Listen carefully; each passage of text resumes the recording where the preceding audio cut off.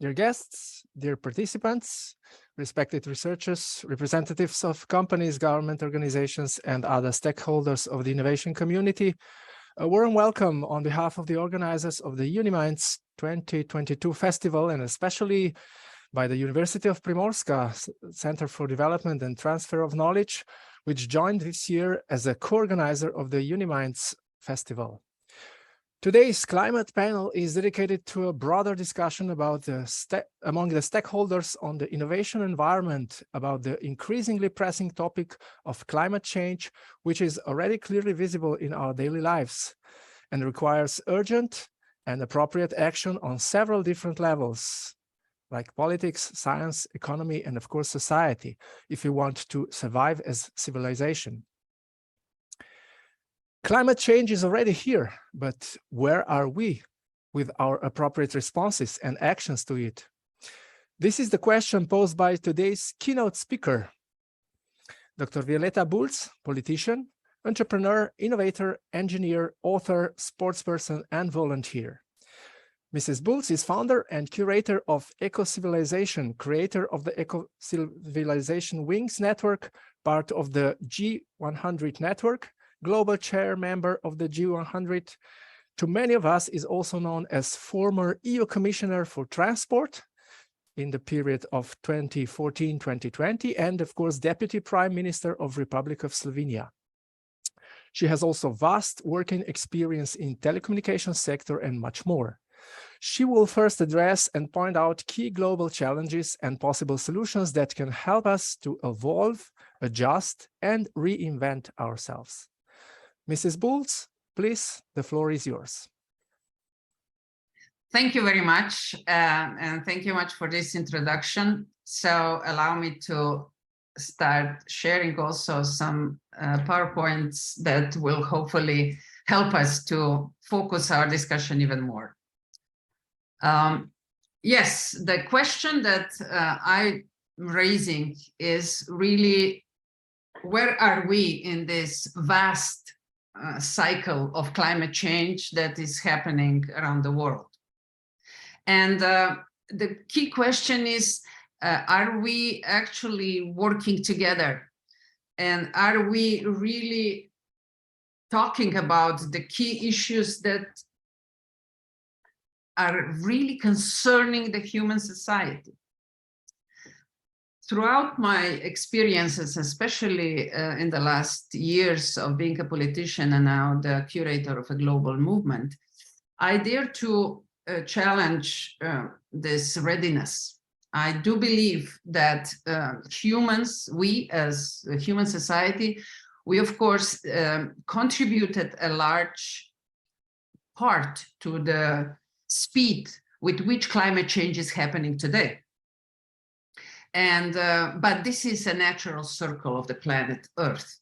And here would be my first challenge also to the scientific community. How come we don't hear this enough? Why did we allow, as a society, as civil society and the science, that all of a sudden that became only a human challenge? What we've done in this climate change cycles that the planet Earth is going on since the beginning, we have speeded up this process to the point that we deprived ourselves of being able to readjust.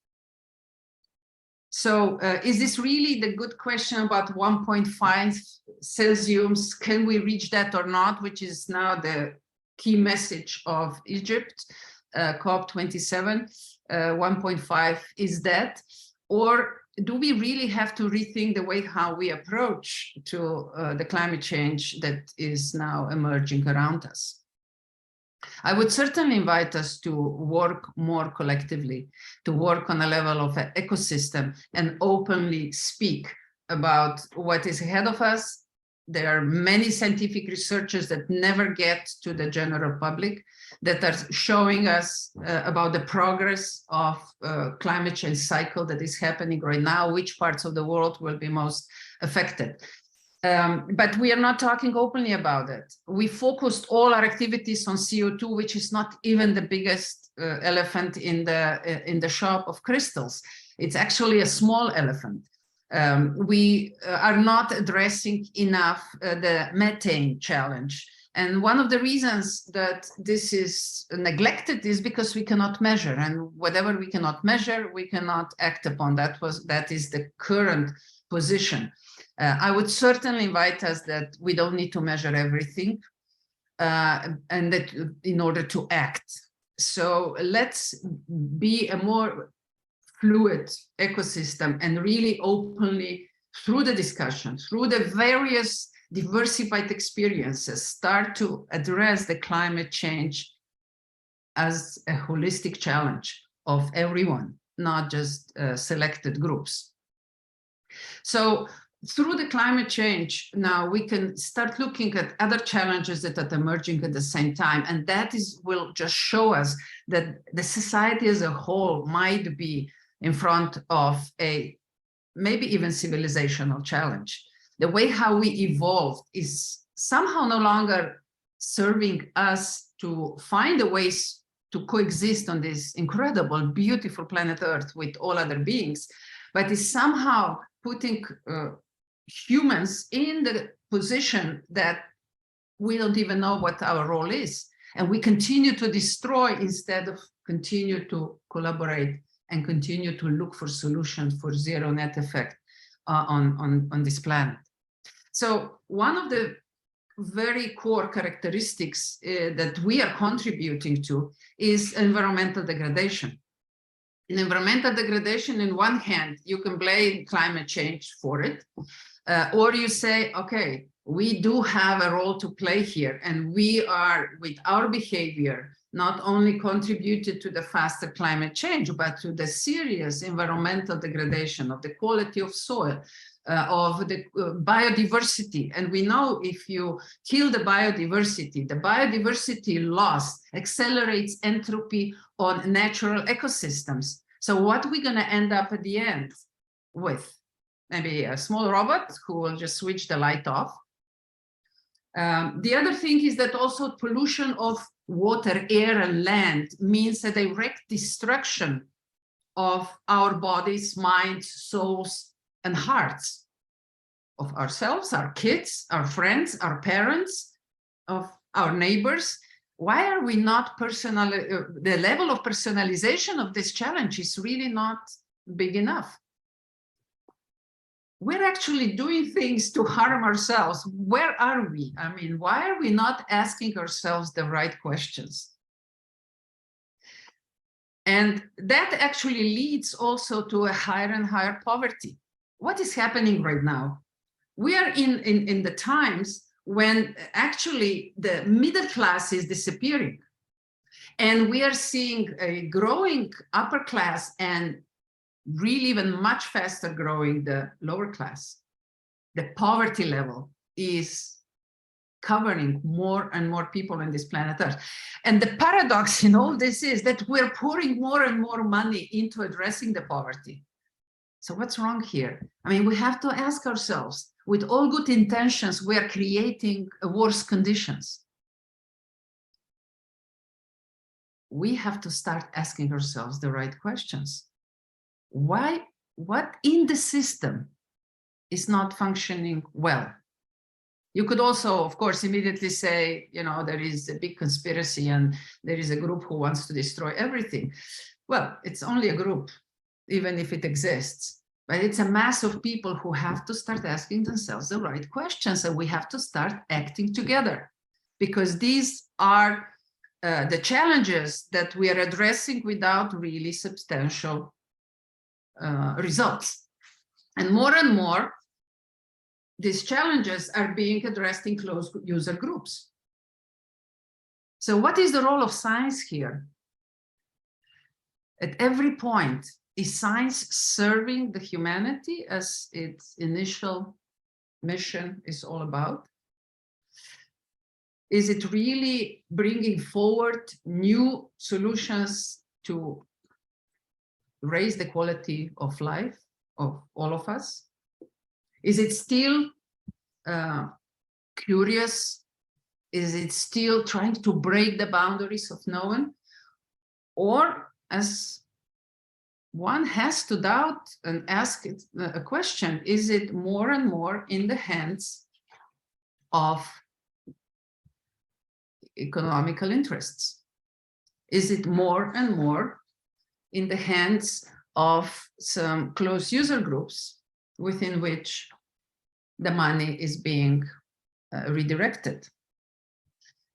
I mean, what's your answer to this? How do you feel? Are you always just after the money and you develop what is being told?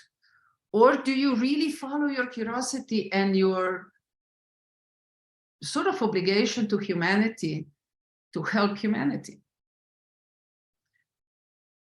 And I hope that most of you will say that you're still driven by humanity. Unfortunately, I saw research that was made among the youngsters who will study one particular part of science, and to the surprise of all, humanity was not selected as the #1 reason why they go and study that. It was really money.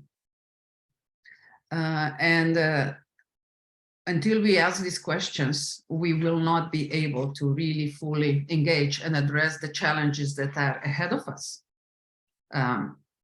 So we need to rethink the way how we finance the progress, the way how we create value, and the way how we make this society more inclusive. The climate change is here and it will happen, but are we as a society ready to address it and to develop the needed resilience that will benefit to the humanity and will allow other beings in this incredible ecosystem to readjust as they've done in the last couple of millions of years?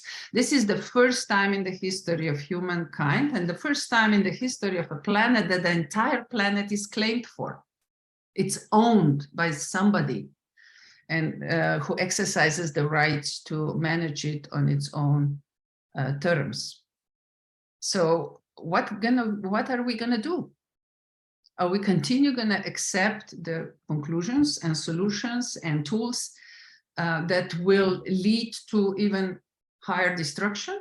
Or are we gonna say, stop, we need to rethink, we need to reinvent ourselves and move forward under different terms?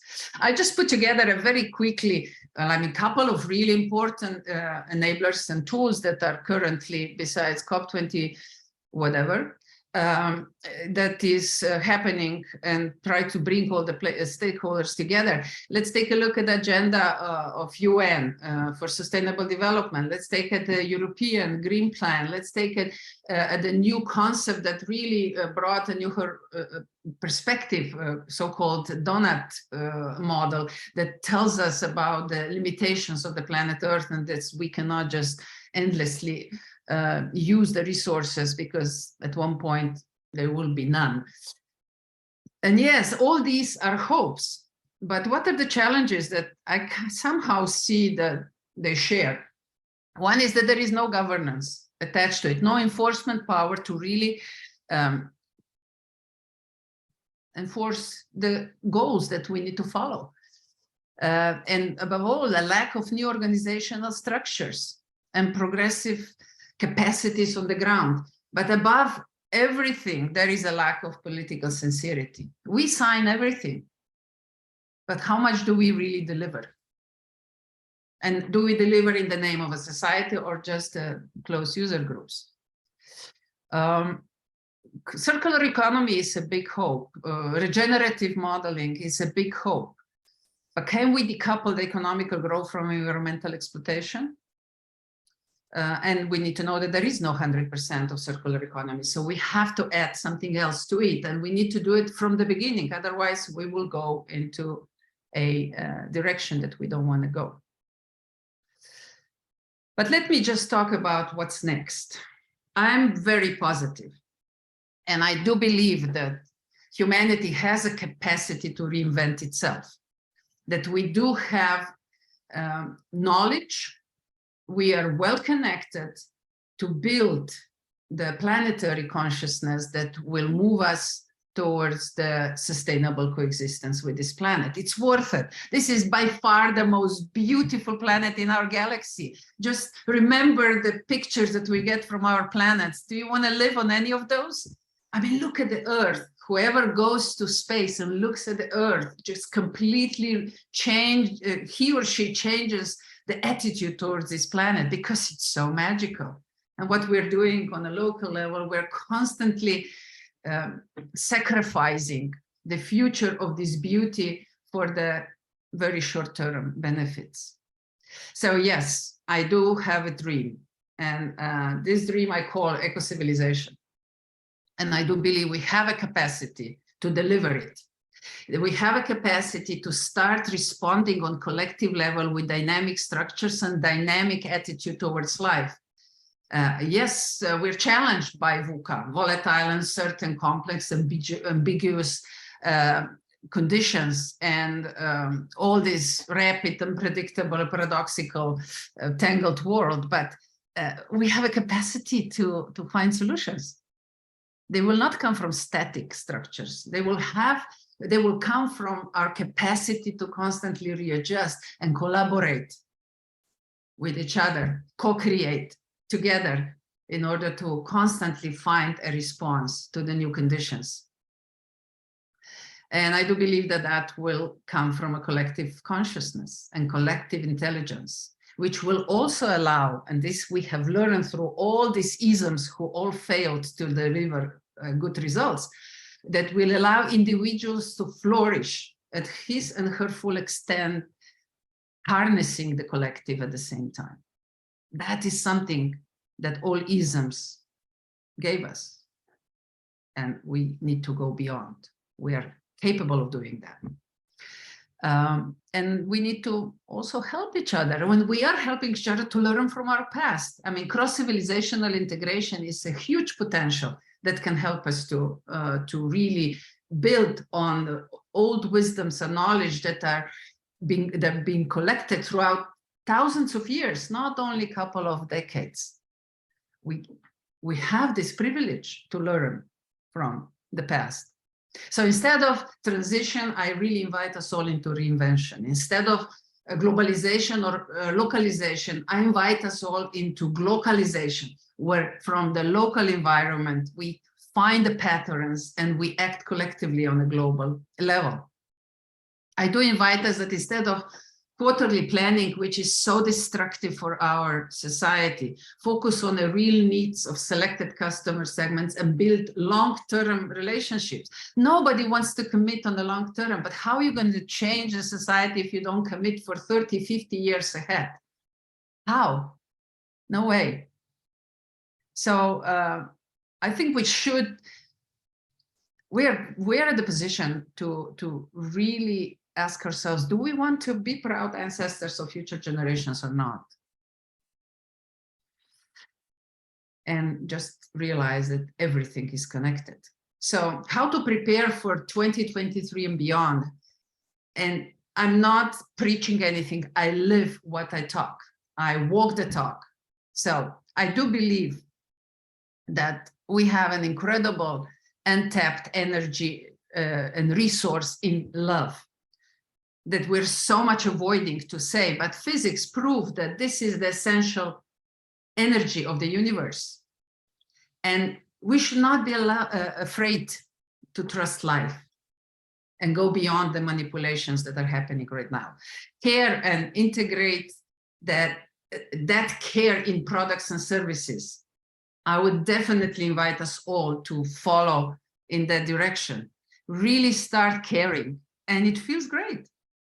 It gives you an enormous satisfaction, and you can be successful and productive and innovative, but just don't forget to add care in everything, in every research that you do, in every scientific experiment.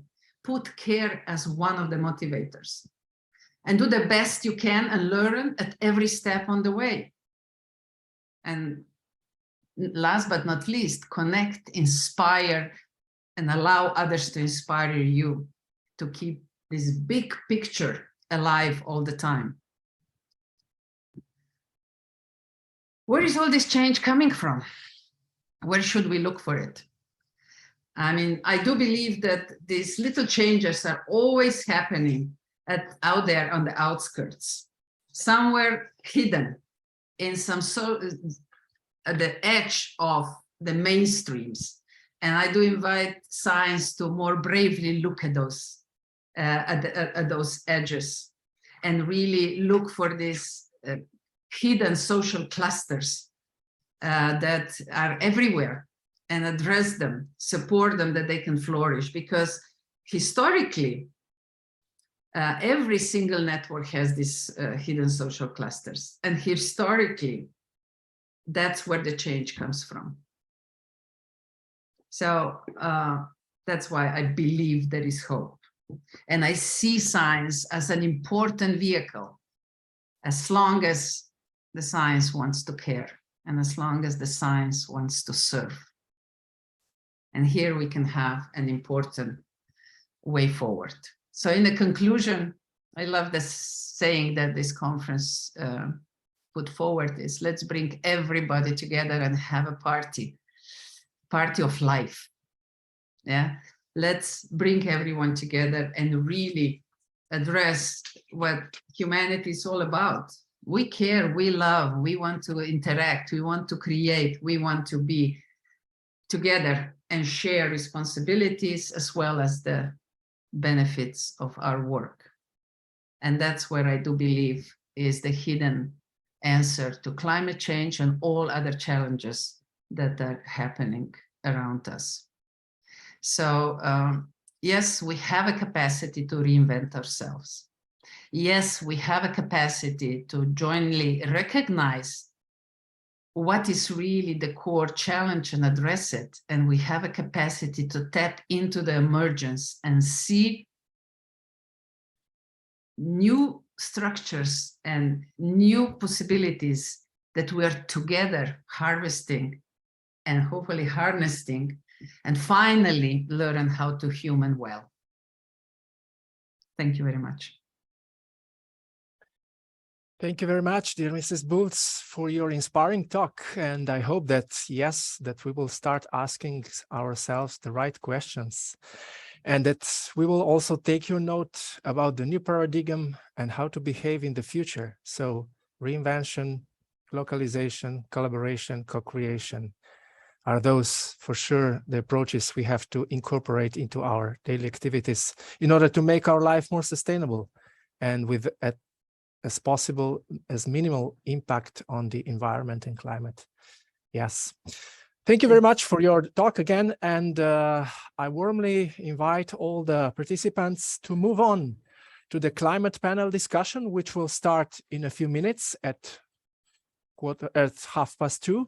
So we will face 3 researchers from 3 different Slovenian research institutes and 3 representatives of Slovenian companies speaking about their activities and challenges related to the climate.